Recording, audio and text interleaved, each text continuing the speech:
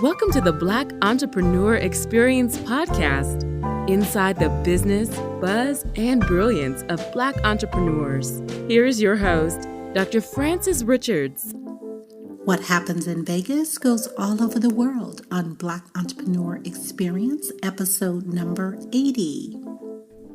Thank you for joining us for Black Entrepreneur Experience. This is where we shine the light on the most successful Black entrepreneurs in the world. I'm your host, Dr. Frances Richards, and I am so humbly honored today to have with us Trudy Bourgeois. She is the founder of the Center for Workforce Excellence. She is known as a leadership strategist, speaker, trainer, consultant, and coach. She's also an author and a featured blogger for the Huffington Post. Welcome, Trudy. Thank you so much, Frances. Thanks for the opportunity. You know what? I've given our audience such a brief bio about you. Why don't you fill in the gaps and share with us what you'd like us to know about your company and yourself? Yeah, well, I was born and raised in Mobile, Alabama. I lived through segregation. And so very early in my life, although I did not realize it, but very early in my life, there was a burning passion for driving equality. And I was one of 10 children, left Mobile as quickly as I could, and graduated from Loyola University. And then I got married and we had our first child. And our first child was born with Down syndrome. And I left the graduate program to stay with him for a year and to ensure that he got on the right track. And then God blessed us 4 years later with another baby. And I continued to pursue my sales and marketing career. And I experienced, I think, some level of success. I was vice president of national accounts and managed a $3 billion business unit before I decided to leave corporate America. And I had this crazy idea that I was going to be a part of changing corporate America. And so almost 17 years ago, I started the Center for Workforce Excellence, and we really focus on helping organizations build a workforce from top to bottom that reflects the face of the consumer. And we do this work for the sole purpose of ensuring that businesses perform better and employees engage at a higher level, and that the workforce is able to really be the company's greatest asset. You know, Trudy, you've said so many things that I want to chime in on. And so what I'm going to do is really talk about this whole notion of equality and just the temperament that's going on in the United States right now. What dialogue are you hearing when you're going into corporations? Is it different now than, say, a year ago? Oh, gosh, 1,000% different. And I so appreciate the opportunity just to share my views around this. I mean, America is in a state of chaos and confusion is the way that I would describe it, because of leaders that want to drive polarization and divide the country rather than unite the country. And I've just written my third book that focuses, the title is Equality, Courageous Conversations About Women, Men, and Race in the Workplace to Create a Diversity and Inclusion Breakthrough. And I wrote that because I really wanted to try and convey the sense of urgency for all of us to move beyond the superficial platform of check the box workshops and things of that nature, and to realize that what we see in society is what is inside corporate America. And so we really need to talk about race and the impact of race. And I recognize that corporate America is being asked to do something that society hasn't done yet, which is to create a culture of inclusion where people are afforded equal opportunities to be authentic and experience success. So I have heard in the last year things that I would have never believed that I would have heard before. And I think that's because people's emotions are hypersensitive.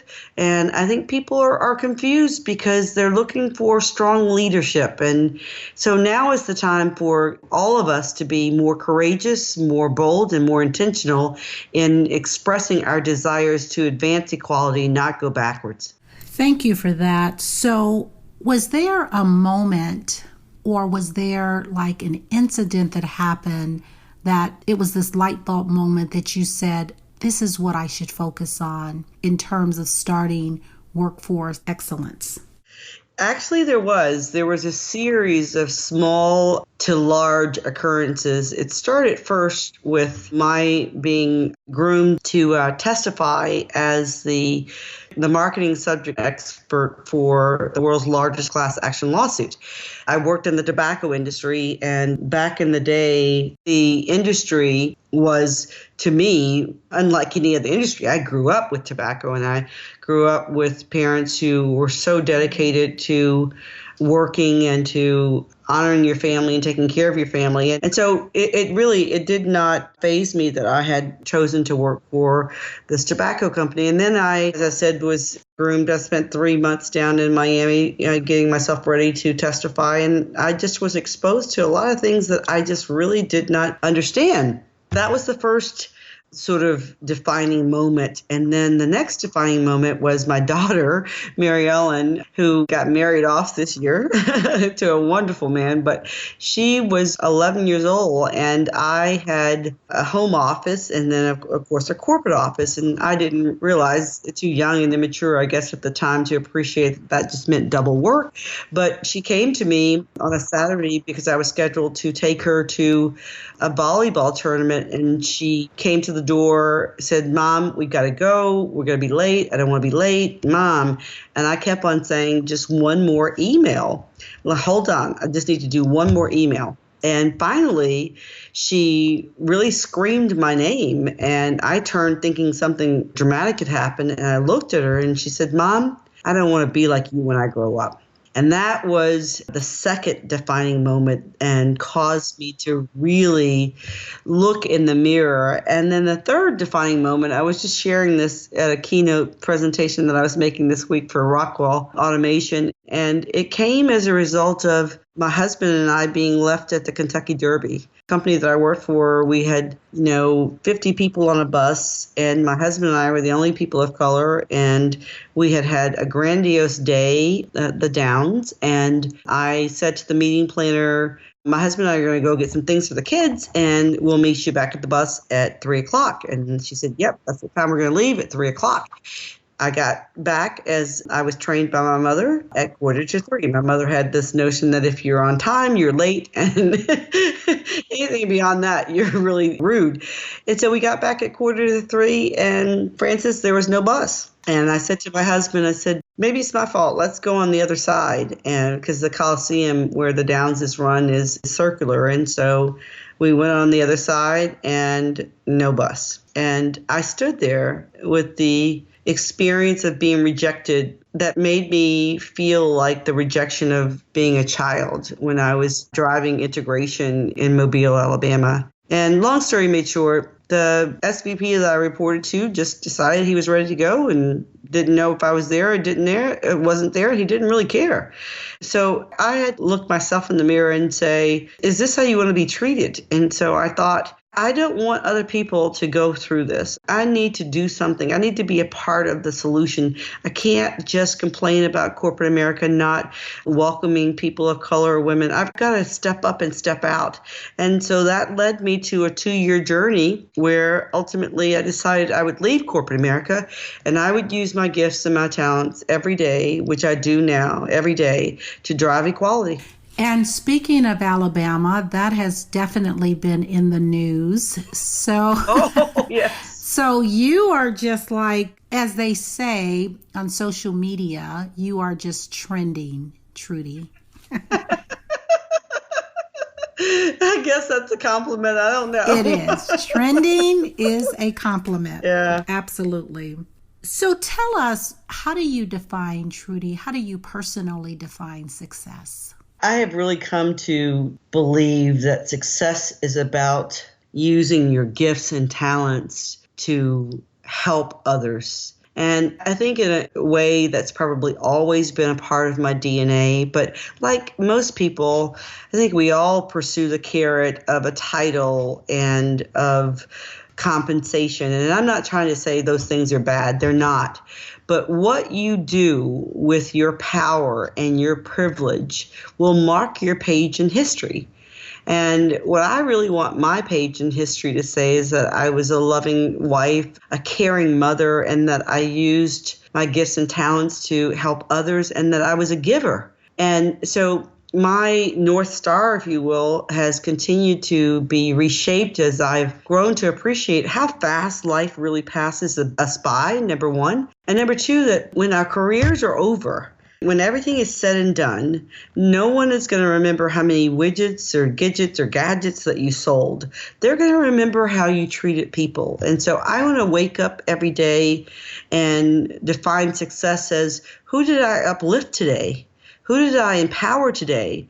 Who did I unleash today? Who did I give a new door of possibilities today? And so when I lay my head down at night, this may sound Pollyanna, but I'm just really grateful for any opportunity that I am afforded to use my life's experiences to help someone else.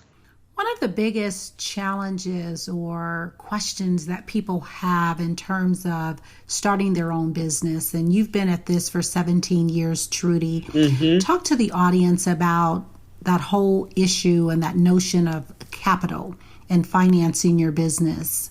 Well, first of all, being an entrepreneur, it's more than a notion, okay? And you have got to prepare yourself.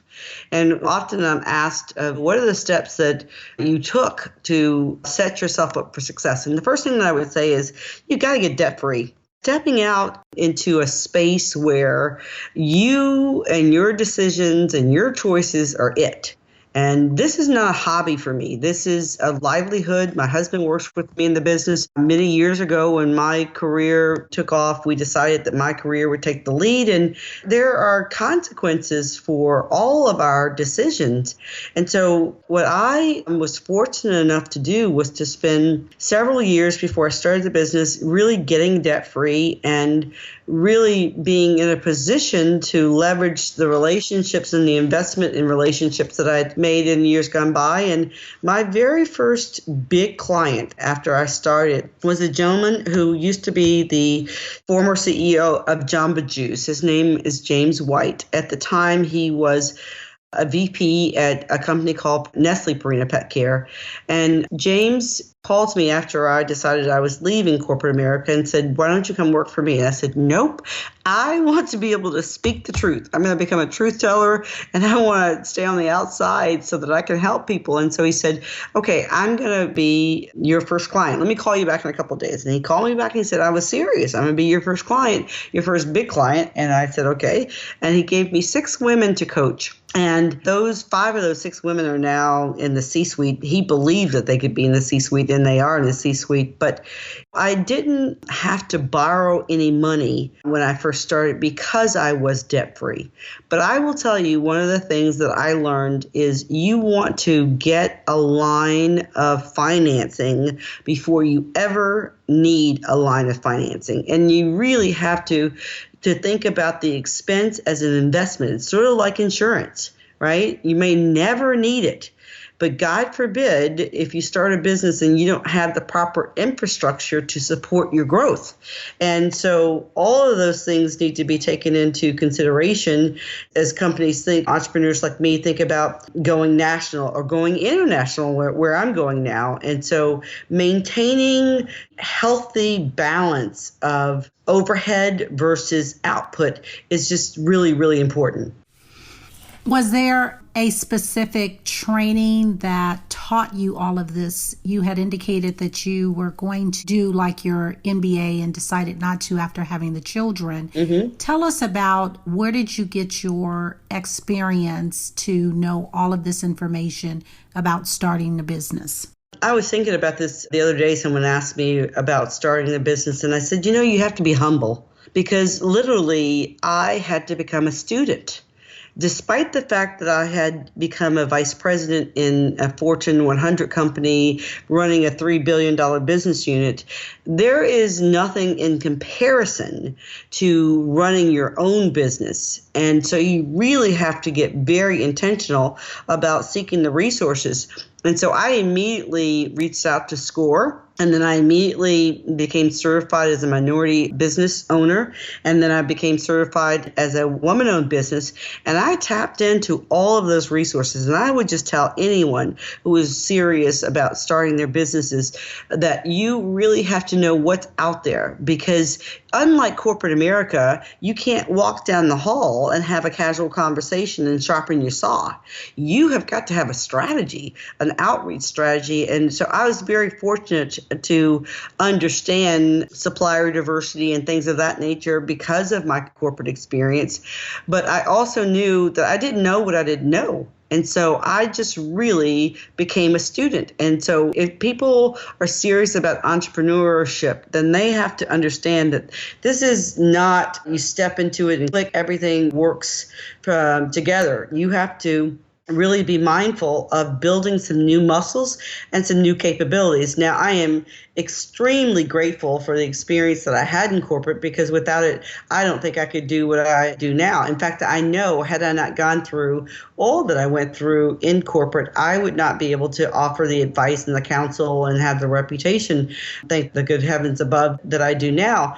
But that didn't come without a lot of hard work. So be prepared as an entrepreneur not to make those six figures the first year, and not the second year, and maybe not the third year. Be prepared to make the investment and make sure, again, that you are debt free in a way that you're not choking, because nothing will make you shut down your business quicker than not having finances and not having revenue streams. And so you have to be mindful of the bridge that you need to create from where you are in corporate or whatever business that you're in into becoming an entrepreneur. And I would say, finally, that if people are really serious about being an entrepreneur, then they need mentors who are entrepreneurs. I didn't have the fortune of having mentor entrepreneurs, but I did have the benefit of interviewing a lot of entrepreneurs and listening to their journey and taking notes and then thinking about how that applied to me, and it definitely paid big dividends. When you talked about, Trudy, finding a mentor, tell us some tips and strategies in reference to finding the right mentor.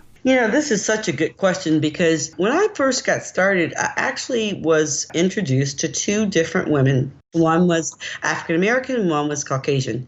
And I thought, because of the introduction, that I would be able to formulate a connection with these individuals. And unfortunately, that was not the case. When I made the connection with the African American female, she said, well, I went to the School of Hard Knocks and I ascribed to that theory. So you need to go to the School of Hard Knocks. And so I said, okay, thank you very much. And then I went to speak to the Caucasian female that I'd been referred to. And she said, I think the best thing that you can do is focus on your own people. And I thought, wow. This is not the kind of mentorship that I was anticipating that I was going to receive. But, you know, mentorship comes in a lot of different ways. I mean, you can study people online. You don't have to have even conversations with people. You can study. And this is what I was saying about being a student, right? You have to spend so much time a week working on the business, not working in the business. And that's something that I learned early on. And so for people now, I would say that you have to look for someone who's not going to be threatened by you. You have to look for someone who has been where you have yet to go. And you have to look for someone who's willing. They have a desire as a part of their legacy to groom the next generation of entrepreneurs. And Trudy, thanks for that. And I like what you said, that there's so many different ways to find mentors. You can even find them in books. And I like what you said. I love your story. And I had a similar story. I was in a very well-respected organization. I won't mention the name. And they were pairing off individuals. And at the time, I was working a 9-to-5 job, and I wanted to find a mentor, and they were pairing entrepreneurs with individuals that had the desire to start a business. And they had paired me off with a Caucasian woman, and unbeknownst to me, when we had one conversation and she found out that I was still working a 9 to 5. Wow. She actually dropped me like a hot potato. I didn't even know anything about it. I called the administrator of the mentoring program, and she just said, you know what? She felt that if you were going to be an entrepreneur, that you needed to quit your job and concentrate fully on being an entrepreneur. And it was like, I've had some very interesting relationships over the years. And so I appreciate you being so candid and sharing your story. And we just want to say that don't give up, don't quit. It's so many other ways to get answers. And so don't let that one bad experience turn you away from reaching your goals and objectives. That is so spot on. And, it takes a tenacious person to be an entrepreneur. I mean, you have to be a hustler. You got to believe in yourself. And when one door closes, you got to have the faith that another one is really going to open up, because you don't know where your next paycheck is going to come from. The thing that people really need to understand if they want to become entrepreneur, this is a value equation. And so to the degree that you are a solution to a problem that somebody has, whether that's an organization or an individual or a nonprofit, then you have the opportunity to service. And it's not about sales. I mean, even though my background is 18 years in sales and marketing, but I really believe that sales take care of themselves if the value proposition is right. And that's what really determines the success of an entrepreneur. And then the willingness, Frances, to continue to evolve, because the marketplace continues to shift. And so being an entrepreneur requires us to continue to create new capabilities, create new services. So this is not a one and done. You really have to be mindful that you're in this for the long haul, and you have to continue to build the capabilities in order to experience the success that you want to continue to experience. Trudy, talk to a younger you. What advice would you give to a younger Trudy? Oh, that's such a wonderful question, and yet a challenging question. I've honestly reflected on this question a lot. Number one, people say, enjoy the journey. And trust me, you should enjoy the journey, the good, the bad, the ugly, because life is short. And before you know it, in a flash, 20 years have gone by. And I would say build relationships. That's the first thing that I would say, is build relationships. The second thing that I would tell a younger me is be focused on value. The third thing that I would say is be a lifelong learner. The fourth thing that I would say is know when to quit. And the fifth thing that I would say is give back and develop the next generation. Those are some value bombs. And I have to tell you, the build relationships, you started out as number one, is so profound, because I started my first degree at 16. Oh, wow. And finished at 20. And you and I had an offline conversation, and we talked about you don't know what you don't know. Yeah. And so I didn't know what I didn't know. And so I really didn't understand, and I have to be very authentic, until I'll say 10 years ago, how valuable relationships really are. Mm-hmm. And I think I don't want to throw everyone under the bus, so I'll just throw myself under the bus. I think as an African American, really understanding how to network and how to really build valuable relationships is so key, because I can tell you, out of all the different colleges that I've gone to, my first one, I think it's only like maybe 2 individuals that I'm in relationship with today. Mm-hmm. And going to college, that is going to be especially with your undergrad, your bachelor's, that is really going to set you up for a lifetime of relationships and friendships and That's right. business that you can't even imagine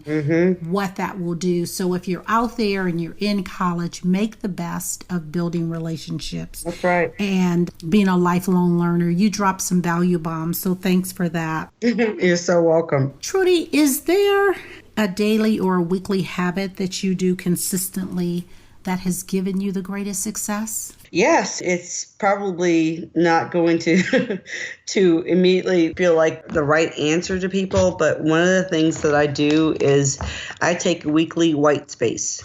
And that is just an appointment with myself to strategize, to think, to learn.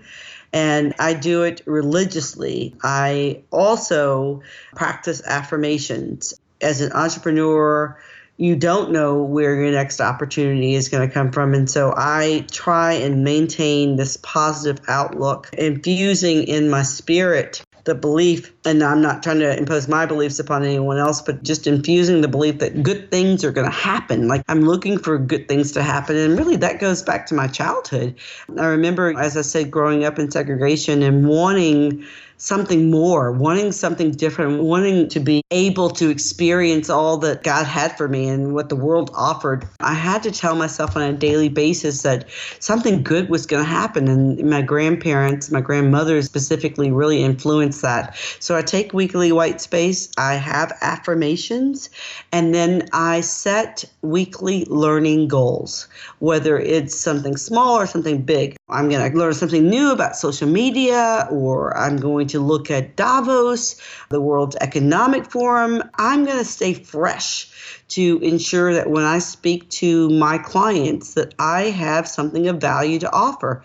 And so the fourth thing that I do, and I'm not proficient at this, I wish I could say that I were, but I celebrate. And I've been trying to really acquire the appetite to do that more and more, because the work that I do in the diversity inclusion space is pretty daunting, and it can really deplete your energy. And so I try and celebrate backwards. The mountain in front of me looked very daunting and unclimbable, but I pull over and I'm reminding myself that today you do what you can do today, and tomorrow's what you can do tomorrow. Those are four things. And the last thing that I do is that I constantly express gratitude. I am grateful for the path that God has allowed me to create. I am truly grateful. And I truly do believe that everybody, no matter what their definition of success is, can experience success. And success, like I said before, is really about being all that you can be. And so these 5 steps really help me focusing on doing the things that I know will open the door of possibility for success. Obviously, I have to do the hard work and I have to deliver the goods to go through the door, but these steps help me to open the door on a daily basis. Can you expound on your strategy, Trudy, on the weekly white space? Is that something that you do? Do you take a whole week? Is it a day? Is it an hour? Can you expound on that strategy? Yeah, it's an hour a day. And sometimes people go, oh, an hour? Where am I going to find an hour? Okay, we'll start with 15 minutes because that's where I started, with 15 minutes. But in that time, I am reading. I get a couple of daily pushes that are important to me. I get the Harvard Business Review leadership push. I get the Broad Street push because I want to know what's happening with women. I get the McKinsey push because I want to know what's happening in the world.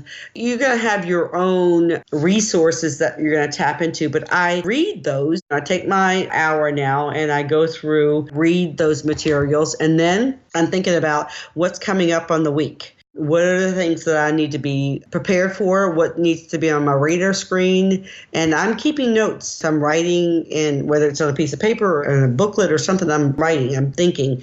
And then I'm also anticipating. Part of what has to happen in this VUCA marketplace, and VUCA is really the coin, the military coin that stands for it's volatile. It is certainly ambiguous. It is complex. And it is in most everybody's mind uncertain. So it's volatile, it's uncertain, it's complex, and it's ambiguous. And so what are the things that I need to do to develop the capability to help my clients deal with that as an entrepreneur? And so every day I take that time. Now, I know that that's a lot to ask for, but I find when I don't take that time that I'm not quick on my feet. And when I do take the time, I'm quick on my feet. I can offer advice advice. I can talk about what's happening, like you were saying, what's happening in Alabama. I can be up on the news. I can be savvy about world developments. And so those are the things that work for me. Thank you for that. Is there a technology tool or technology platform that you use on a daily basis that's a must-have for you in managing your business? Well, I have a CRM tool. We use ACT. It is not perfect, but it allows me to know when I've spoken to a customer, when I've touched a customer, how I've touched a customer, what feedback that customer has given me. And that is a must-have tool because there are 3 principles that we use to drive this business. We say that we want to be customer-centric, we want to be people-centric, and we want to be future-centric. And so I use platforms like those pushes to keep me informed so that I can be future-centric, like what's coming down the pike that I need to be educating my customers on. And then I want to be people-centric because people make the world go round. I mean, it came from an old song in the 70s, but it's really, really true. And so I intentionally tap into resources that help me to understand the dynamics that are happening in the workplace.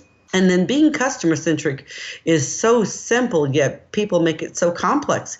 It's really asking your customers over and over and over and over, how can I serve you better? And never assuming that what you're putting out there solves for their needs. Asking them, what can I do better? What can I do differently? What's coming down the pike that I don't know about? And those 3 principles have served us very well. Now, when you were talking about the pushes, are those just like Google articles that you're reading, or is there an app that's pushing that information out to you? When you talked about the Harvard Review Journal, Broad Street. You actually have to subscribe for the Harvard Business Review, the daily pushes. You have to subscribe for all the ones that I've subscribed for. And every industry has pushes. And so whatever the entrepreneur is focused on, they need to look for what is out there in terms of research, in terms of trends that I can subscribe to and automatically get a push, an email. Now, having said that, you can program Google Advanced Search to bring back information that you need, and I do that as well. I do that for all my clients so that I know if anything appears in public domain. And so if AT&T, if Randall says anything about this merger, I get that information on a daily basis. And the way Google Advanced Search works is that you can program it to happen as it occurs, you can program it to happen on a daily basis, or you can program it to happen on a weekly basis.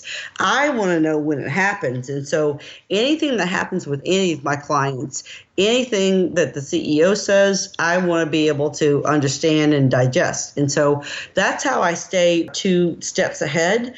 And so when I'm talking to the client the next day, I know what has been in public domain the day before, which helps me then to present myself as savvy and on top of what's happening in the marketplace. Thanks for that information. Oh, yeah. I was chatting with another entrepreneur earlier, and she had mentioned this app that I had just signed up for called Flipboard. Love it. And I don't know if you've heard about it, but it is an amazing app, and it will tell you various stories, and you can program things that you're interested in, and it will push the information, various articles to you. So just wanted to share. It is, and I've only been using it for about 3 days, but it's pretty amazing. And it's similar. The reason I wanted you to expound, Trudy, on your whiteboard, your white space actually hack, is because I was doing something similar. And just from the Flipboard, I was able to come up with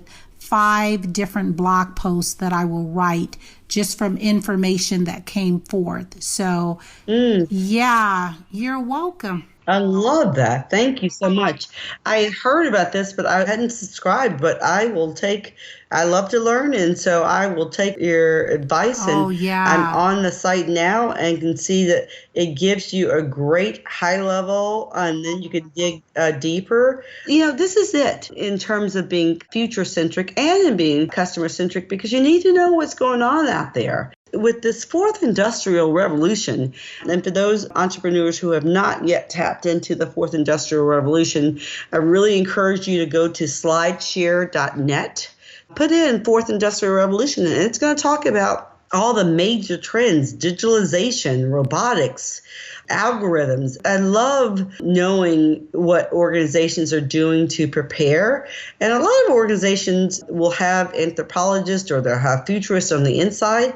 But this is how we can stay abreast of what's coming down the pike. So I really appreciate this, and I will get this app. Thank you for that. Appreciate it. Mm-hmm. So, Trudy, what is one valuable lesson you wish you knew before starting your business? It's lonelier than I thought. And you have to be intentional about building the network of resources. You can't do everything, even though you would like to believe that you can, because most entrepreneurs are high achievers and they have demonstrated success. And so they think that they can do everything. You really can't. You have to have the right resources, and then you have to trust. So find people that you can bring into your inner circle that you really trust for their specific capabilities that you don't have as a area of subject matter expertise. And then you won't be feeling so lonely. Trudy, what is your biggest achievement to date? Oh, gosh, I feel so incredibly blessed. I really do. I guess if I had to pick one thing that I could point to that was measurable, Intel has been a large account for us for a number of years. And the CEO declared now 3 years ago that he was going to close gender parity gap and the pay gap. And I'm just really very pleased to say that my organization, the Center for Workforce Excellence, was recognized and received their Intel's highest achievement award for being a strategic resource to help them attain their goals before their 2020 target. In fact, we'll reach those goals in 2018. And so that's probably the biggest. But then for 10 years, I served as the consultant for the Network of Executive Women. I was on their board before the 10 years started, but I designed programs that were really geared towards creating a pipeline of women who can step into the senior executive ranks and into the board ranks. And I'm awfully proud of that. But more than that, I'm proud of the daily sound bites that come that we made a difference. Like, you touched my spirit. I talked to a lady this afternoon who is at a tipping point and confused and beaten up, and we're able to restore hope. And so while there are big things that I could measure, making a 10-year mark or making a 15-year mark or whatever, what's most important to me is that I'm able to say that me and everyone that works for my organization, we use our gifts and talents on a daily basis to make a difference. Trudy, what book would you recommend to our audience and why? Well, I could be selfish and say Equality, my new book. But if I had one book in history to go back and pick besides the Bible is a given, it would be The 7 Habits of Highly Successful People. I still, with my own family, I encourage them to read that. I've read it many times. I encourage other people to read it. I think we are the product of our choices and our habits. And what Stephen Covey, God rest his soul, really offered the world was a blueprint, and a very meaningful blueprint to achieving success. And while there's no guarantee, I do believe the principles that he delivered in his very first book, The 7 Habits of Highly Effective People, are timeless. And I deploy those principles consistently, and they have served me and my team and my extended team very well. And that's what we do here on Black Entrepreneur Experience. We promote successful Black entrepreneurs. So what we would like you to do is definitely plug your book. Oh, so tell our audience where they can get copies of your book. And why don't you name all the books that you have written and where they can purchase those books. Well, you are so kind. All of my books can be purchased on Amazon. I wrote the first book for women, Her Corner Office, because the advice that I was giving people, they were like, have you written this down? I hadn't, honestly. I mean, I knew I wanted to write a book, but I didn't think I was ready. And they gave me the courage to do that. And then I revised that into a second edition. The second book I wrote is called The Hybrid Leader, blending the best of the male and female leadership styles. And that book is all about defining a new leadership path to addressing the changing needs of the workplace and of the marketplace. And then my latest book is called Equality, Courageous Conversations about women, men, and race in the workplace to create a diversity breakthrough. And that is going to be available on Amazon. We just are doing a soft launch now. We'll do a harder launch in January of next year. And I'm really excited about this book. It's filled with all kinds of great stories of best practices. And I think people who are really looking for a meaningful path towards something different. We can't keep on doing what we are doing, thinking that that's going to produce us something different. We've got to have some courageous conversations.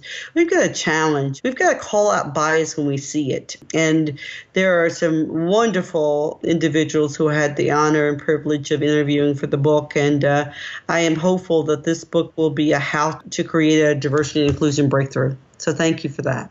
Absolutely. So Trudy, if you conducted this interview, what is the one question that you wish I would have asked you? And I'd like you to answer that question. Well, I don't hate to say this, but I'm going to say this. Where does work-life effectiveness, I won't call it balance, but where does that exist for an entrepreneur? And again, entrepreneurs, we tend to be high achievers. We tend to be perfectionists. And at the same time, what I wish that I knew as a younger Trudy that I didn't say earlier is the importance of living in the moment, of valuing the present, and of being present. The future is going to come, whether we want to or not. God doesn't stop time. And so we've got to find peace wherever we are. And we've got to value all components of our life, our children, our spouses, our significant others, our community leadership, our family contributions. Like, we have to carve out a little time for all of that. And that's hard because when you're an entrepreneur, everybody's pulling at you. Everybody. So I'd say don't forget the things that are non-negotiable in terms of work-life effectiveness, and stay true to who you are. If you're a spiritual person, don't let work be an excuse for not honoring that. If you want to be known as a part of your legacy for being a great spouse, a great partner, don't let work be an excuse for that. If you want to be a great parent, don't let work be an excuse for that. Learn to integrate everything that you can while you can so that when it's all over, you don't have any regrets. Absolutely. So, Trudy, share with our audience a parting piece of advice you want to offer. You know, success is defined individually, and so define it for yourself, and then give yourself permission to dream. And that's what I've been doing since I was a little kid, just dreaming and playing and hoping and trusting and anticipating the next great thing. And so I would just say, if you truly want to be an entrepreneur, get yourself ready. Do your due diligence. And then do it because you're doing it for a greater purpose. Don't do it just because you want to make some money. You can make money 1,000 different ways. I've come to appreciate that tremendously. Do it because this is going to be your legacy. Do it because you want to use your gifts and talents to leave a mark. And I just wish for anyone who's listening, may you do it because when the pages of history are written about you, that they align with your true heart's desire to be known for someone who used their gifts and talents to impact others to the positive. Trudy, we've come to the part of our interview. It's called the Fun Facts Lightning Round. I'm going to ask you a series of questions, and I'd like you to give me very quick answers. If there's something you desire not to answer, feel free to say pass. Okay. Are you ready for the Fun Facts Lightning Round? Yes. Okay, Trudy. The last movie you saw? Hidden Figures. You relax doing what? Praying. Your favorite singer or rapper? I like Smokey Robinson. Your favorite dance song? It's a slow jam, Reasons. I love that song too. What food you eat every week, no matter what? Lettuce, salads. And your favorite month? Christmas, December. Well, it is vastly approaching us. Trudy, thank you so much for joining us on Black Entrepreneur Experience. But before we close, please share with our audience the best way for them to connect with you and to support your business. Thank you so much. It's really been a pleasure and a delight. People can find me on the Twitter handle at Trudy Bourgeois. Website certainly workforceexcellence.com. And then on LinkedIn, anybody can ping me at Trudy@workforceexcellence.com and look for the official release of the book Equality. And what people can really do that would support me is to have courageous conversations, to be agents of change, to make sure that when our time is over, we can say that we left it better than we found it. Thank you so much, Trudy. That is a wrap. All right. Thank you so very much. I really enjoyed it, Frances, and I'd love to do it again. You're a delightful individual. Oh, thank you, Trudy. I appreciate that. Thank you for listening and subscribing to Black Entrepreneur Experience. We would love for you to leave a review and rating on iTunes and share with your friends. For show notes and more episodes, go to www.beepodcast.com. Join us next Wednesday, and remember, green is the new black. So keep your bank accounts and your business in the black.